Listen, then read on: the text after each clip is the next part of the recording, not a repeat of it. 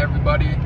Man, I'm so sorry that I haven't posted in so long. I've been slacking, but a lot's been going on. After I got sick, three of my kids got sick. I started my first day of college today to get my CDL. So I've had my commercial permit, my Class A commercial permit for a while, but I'm actually going to this 3-month program at college. And it's an hour and a half away from where I live, so I'm just driving back now for my first day. But it's an hour and a half there. I gotta get up at like 5 in the morning. I gotta grind, but I want a better life for my family, so this is what I gotta do right now. If you could all come through and, you know, let's chip away at that little 1,000 subscriber goal, appreciate that. But today I'm gonna tell you guys about the first fight that I got into when I was in jail. So if I remember correctly, the last video that we did, I had just gotten arrested after being on the run. So I got arrested over in Minnesota, and then they had to extradite me over. Actually, when they arrested me, I had gotten new charges over in Minnesota. I had a needle on me, and it was loaded with dope. And I gave the police officer my brother's fake name. It was my brother's name, and it almost worked, because he pulled me over because he saw the same kind of car that that they knew that I was driving. The whole town was looking for me, and they're like, "Oh, aren't you this guy?" Blah blah blah blah. I was like, no, I gave my brother's name. I almost got away, but when he was searching me, he found my ID. So I finally got arrested. Long story short, they had to extradite me. And they saw that my charges were so severe in Wisconsin that they were like, we're not even going to make him come back for these little charges. We're going to dismiss this case, and he can go fight for his life over in Wisconsin. So I get extradited over to Wisconsin, and I'm in the holding facility for a couple days, running into people I know. It is what it is. I am going through it mentally. I'm getting mentally prepared I'm gonna do 20, 30 years. That's what's in my head. I wanted to prepare for the worst, hope for the best and expect the worst. I had no idea how the system worked. But anyways, like I was telling you guys in the other video, I started running into people that I knew who had done time in the system before, and they were trying to tell me, no, we read what happened, if that's actually what happened. You know, don't talk. You're going to get in less trouble if you don't snitch. Like I told you guys, I had nobody to snitch on even if I wanted to, but I've never been like that. So, I get out of the holding tanks and I'm put into the GP, like the direct dorm. And it was cool. I was only over there for about 3 weeks. And my girlfriend on the video visit, she allegedly flashed me on the video visit, and man, this detective dude, who I'm gonna do a video about this too. He actually, just a couple years ago, his name is Detective Swanson, and he in recent years got elected to be a sergeant, right? This dude was drunk driving and killed a father and 2 kids and left his wife alone with dead children and a dead husband. This dude's a piece of crap. Of course, everyone in the county knows him, so he only got 5 years, which is insane. They're letting these predators get probation. The people who are drunk driving and killing families, you know, they only get 5 years because they're a cop. It's ridiculous. But that's besides the point. He was watching all my video visits, and then he saw that she did that. And then so this lame dude calls the jail and says, hey, inmate blah blah blah blah just got flashed on the video camera, you need to give him a ticket. So they give me a ticket and they put me in maximum security. This is how petty they are in that jail. They put me in maximum security because I got flashed on a video visit, right? So I pack up my stuff. I say goodbye to everyone that I knew over there. I didn't know what to expect when I was going to get to the max block. But anyways,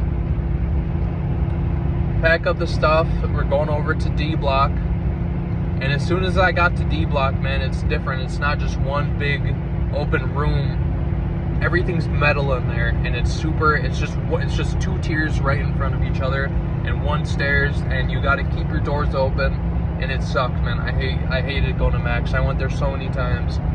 But anyways, when I first pull up, I see a bunch of people that I was super cool with on the streets, and so I'm happy. I'm like, damn, you guys are over here, blah blah blah. And then this dude, his name is Nate, comes out, and he comes up right to me and he says, let me holler at you. And I went straight into his room because I already knew what time it was. And I'll tell you guys why I knew what time it was because when I was on the streets, I don't know, drugs makes you do stupid things. This dude had never, from what I had heard, he had sold somebody that I knew bunk Molly. I don't even know if that's actually true, but in my drug delusion brain, we were looking for like a lick, like a come up or whatever, and we chose him and we set him up, and he didn't even end up having anything on him, but I feel bad about that situation. Me and him are super cool now, and I'll tell you why. It was because man, as soon as we got into the room, whenever someone's talking crazy to me, I always wash their hands. I don't look them in the face. I always wash their hands because I know that they're about to swing on me.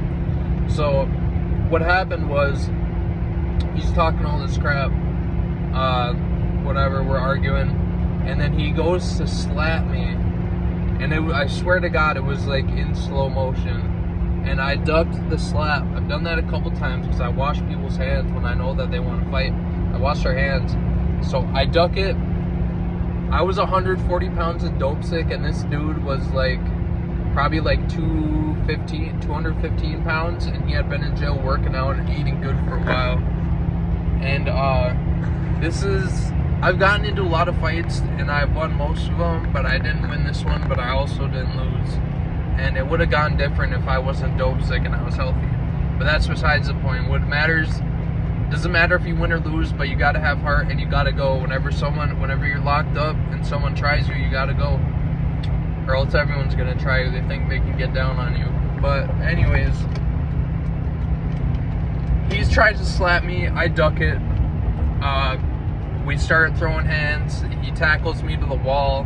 He tackled me into the door, and it slammed the door shut. And in the Max blocks, when the door closes all the way, they have to buzz you out. So he was like, all right, I guess we're stuck in here now. And then we just kept fighting. And he got me kind of in the headlock, and he punched me like right here, and I have a little scar because my tooth went through my lip. But it wasn't nothing. There's no black eyes. I had a little cut on my lip. And we just kept fighting until we couldn't anymore. And the whole cell was bloody. And it is what it is. After that, we shook up. And he was like, we gotta clean all this blood because they're gonna come do their rounds any minute now. And we cleaned up all the blood. And then we went out and started hanging out together every day after we got out of there. Because if you're truly a man and someone hasn't done you completely horrible, you can usually fight it out, and then you can be cool after if you're mature enough, you can. And that's what happened. And shout out to Nate if he ever sees this video, man. I'm so happy that you're out now. This was in 2017, and he had already been locked up for like 2 years fighting a murder. It was like a 3rd-degree homicide because he allegedly someone that got drugs from him overdosed, and he was able to get over on the state. He was able to get a good deal, and I'm happy that he's home, and I'm happy that he's not in there still fighting for his life right now because he's a good dude, and I have genuine faith that he's gonna get out and do the right thing. But that's probably gonna be it for today. I'm gonna have so much time driving back and forth from college back to my house, so I'm gonna start dropping these videos like crazy. I'm not sure what we'll do for the next video. We'll probably like sum up my first year locked up in jail. I was fighting my case in the same jail for about 14 months, and I got sentenced at 16 months. Or no, yeah, I got sentenced at 16 months. So I'll tell you guys, but you know, about how jail was for me. Like I said, if you guys can please support me with a like, subscribe, I appreciate it. And everyone stay out of trouble, don't do drugs. I'll talk to you guys next time.